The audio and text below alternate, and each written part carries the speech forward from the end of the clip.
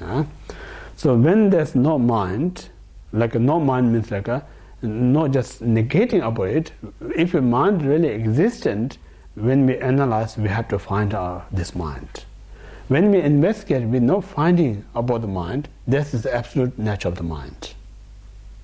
So absolute nature of the mind is like free from the grasping, free from the subject.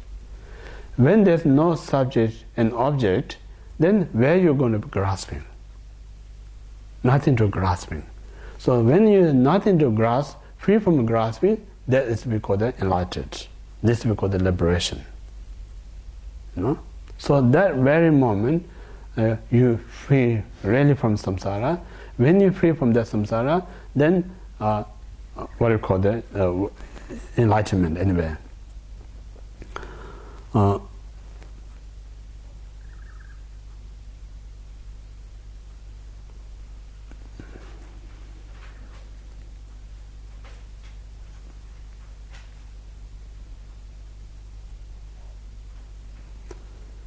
Yeah, so that's second, every phenomenon is mind. Mind is illusion. Illusion is like what we call the illusion is like when you investigate, it exists. When you investigate, then it's not really existent. This is emptiness. So this is a kind of brief explanation of vipassana. First, you have to think everything is the mind. Second is you need to know mind is the illusion. Third, illusion is like only exists in the conventional, but absolute the illusion also not exist. So that takes you absolute truth. So that's a complete vipassana. Now third is like a combined shamatha and vipassana together. Yeah? So together it's like we kind of investigate the nature of phenomena and nature of the mind. Through the investigation, we discover all the phenomena and mind and subject and object not exist in absolute state. So that realization. So this realization, now you have to dwell in the state. That we call the combined vipassana and shamatha. So when you dwell in the state, what it really does is like this we call the most powerful kind of a cleansing of your mind. Reason how I would say is a cleansing mind means like the moment you stay in the absolute state of mind, that very moment there's no chance to develop any delusion mind. So in this way, now we need to, what we say meditation means like first we need to get some idea. Once we get idea, now we need to familiarize that. Yeah? Familiarize and familiarize. Then eventually, this is the kind of where we try to wake up us. Yeah? So keep doing this meditation. One day we're going to be fully awakened. When we're fully awakened, then you're not going to find any object, neither subject. That's the absolute truth. That time, then you will be called enlightened or fully awakened person. So that means like now the what we say like the mind that realizes the absolute truth, and then object, the absolute truth, the emptiness, become like inseparable, like a water pouring into water. Yeah? When you put water into water, you can't separate. So absolute view means like there's no separate mind and object. Like a mind itself is emptiness, object itself is emptiness. Both only where we all have a same view when we reach absolute truth. In absolute, there's no different views. Only different view in the conventional. In the conventional, we all have a different mind, different idea. But when we remove all this different concept or different thought, and we come into absolute, there's no differences. Like what person develop meditation, realize emptiness in Australia, and then some yogi live in India, realize emptiness. These two enlightened, they don't have different. I say this is Western way of realization, this is Eastern way. That's all same realization, you know. Yeah. So that's completed the together, like realize the emptiness and then stay in that state of mind. Sometimes we say like if you too kind of a strong vipassana, lack of shamatha, then your mind easily get distracted, like a candle in a windy place, easy to blow or make it less brighter. So at that time, you need to more shamatha. If your mind's so clear and want to do everything, then you have to bring shamatha a bit better. So keep this clear, very intelligent mind in the focus. And then some other days, like your realization is not so sharp, but shamatha is so strong, then you have to wisdom bring up. So it means like a mahayana, like they say, like it's not easy. What they're saying, like a Theravada practitioner, their shamatha is stronger than vipassana. Therefore, they don't have a complete realization of entire phenomena as emptiness. And then bodhisattva first bhumi to 10th bhumi have a strong vipassana, lack of shamatha. So that's still incompleted. So only when we have a complete equanimity, it's like when we reach Buddhahood. Then, so that's the reason, like you don't expect instantly, you're going to have a balance these two. Yeah, so keep training. When we reach Buddhahood, then only have a completely equal vipassana shamatha. Yeah, so that's the main part of the parting from the four attachment. Now the conclusion part. Conclusion. Then after we come out, like some teaching this, like when before you come out from the meditation, means like physically, mentally you stop, finish here. Now mentally just. Before you get up from the cushion, just give a little bit of time, think what you realize absolute truth.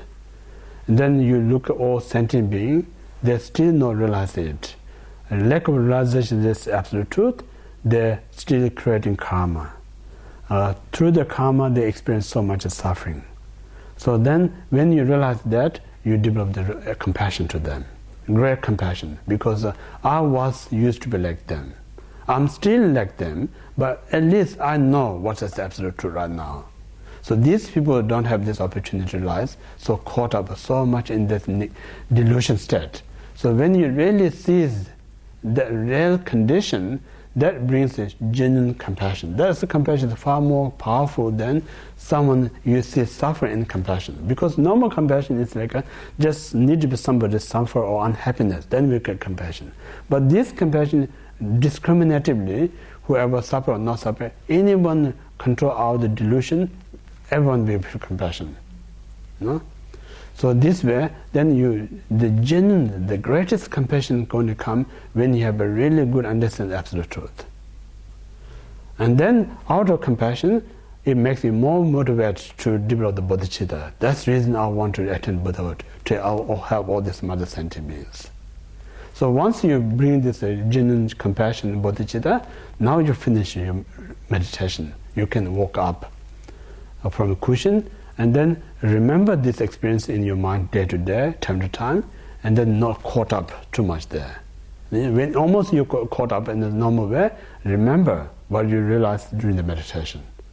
So if you remember during the meditation, it helps you a little bit of ease to grasping or clinging on that. So that's the reason your wisdom is, if you take wisdom with you, this always protect you. Almost you will get trouble, just instead of going into the trouble, remember the experience what you gain through the meditation. Remember what you're teaching when you listen, what you realize about it. So these things, is that moment, like we say, when you caught up in the trouble, it's the symptoms or the sickness. That particular time, you need to apply the medicine. So what is the medicine? It's like the wisdom, what you gain, what you experience it. No? So this reason, in that way, more we kind of caught up in samsara, we have a more opportunity to practice Dhamma. So opportunity Dhamma is always there, but we don't realize it. So now it's more important. That's really called the mindfulness. Mindfulness means always remember the wisdom. Yeah? If you remember all the time, then we make less clinging in the world. We make less mistake. So this way, how we talk about the post-meditative state, how we live a practitioner life. Yeah? So then, when you come, before you come out, you dedicate, like I said, whatever I accumulate merit, means just remember the Buddhahood, yeah, in your mind. So whatever I accumulate merit, I'm going to dedicate to that state, sake of all sentient beings. Yeah? So three things you remember. Whatever you gain your merit, one thing. then think about sentient beings' problem. I'm using this to help these people. Best way to use this merit to help these people, I need to reach Buddhahood. So that way, you dedicate this to attain for the Buddhahood. Yeah. So that's a kind of complete. So in this way, the parting from the four attachment, like if you have attachment to this life, you are not Dharma practitioner. So it means like as mentioned, like it's not easy to tell your mind not attach to this life. We need to apply the right, we call the solution or right method to not attach, because our mind controlled by delusion. Yeah? So the right method is for that particular thing, three things. The first is to realize how fortunate to have this human precious rebirth. That helps us to cultivate, to practice Dharma, develop the motivation to practice Dharma. Second is the main antidote. If you start getting attached to this life, think about impermanence. When you think about impermanence, it's not worthy to do everything for this life, because one day we have to leave everything behind. We cannot take. Only we can take is karma that we created. So it's not worthy, sake of this life, committing non-virtues. So impermanence. And the third, how things work, cause and effect, then reflect the cause and effect. Like all the suffering that experience created by these 10 non-virtues. The more you think about suffering, it will help you to motivate to reduce your non-virtuous deeds. Then all the happiness that we experience results of 10 virtues that motivate you to accumulate more virtues. Then you think about all the neutral is vested, but if you use in the right way, it's very useful to turn into virtues. So every non-neutral just turn into the virtues. So these three practices help us to free to attachment to this life. Yeah, that's the first one. Now second, if you have attachment to samsara, you do not have a renunciation. Again, it's not easy to renounce because we think samsara is wonderful. But in order to renounce the samsara, one needs to understand three things. First, we need to understand the sadness of suffering. Second, we need to know to develop renunciation, we need to know suffering of change. And the third, we need to know to gain liberation, suffering of condition. So suffering is like that's the nature. We talk about the reality of samsara. So reality of samsara, I mentioned, the physical is the mind. When you have such a strong anger state of mind, that type of being experiences the suffering of hell beings. Some of us have a very strong sense of stinginess that feels like a suffering of hungry ghost. And then when we have a strong sense of ignorance, that feels the suffering of the animals. When we have a strong sense of desire mind, that experiences suffering of human realms. When we have a strong jealous mind, that feels the suffering of a demigod. When you have such a strong ego mind, that feels the suffering of God realms. Yeah. So these, if you say now, these we usually cherishing these things. If you look, these are the creator of all these 6 realms of suffering. When you realize that, it's much easier to renounce them. If you don't see the consequences, it's very hard to renounce it. Yeah. So this way, like the 3 lower realms is like a suffering of suffering. 3 higher realms is a suffering of change. Then suffering of condition is like we human, no matter how work hard, never going to be end. Keep coming up. One after finish, another comes. Before we finish, already new project come already there. And before we even start, another already lining up. So that's like how we just kind of run away our life. So that's not finished when we die. Still, soon we born, job's ready for you, waiting for you there. No? So that's the beginningless time. No matter how much we do, never end. So that's what we call the suffering condition. All this way, you have to sum up. We have to think it's like the samsara is like a prison. You're never ever going to be free.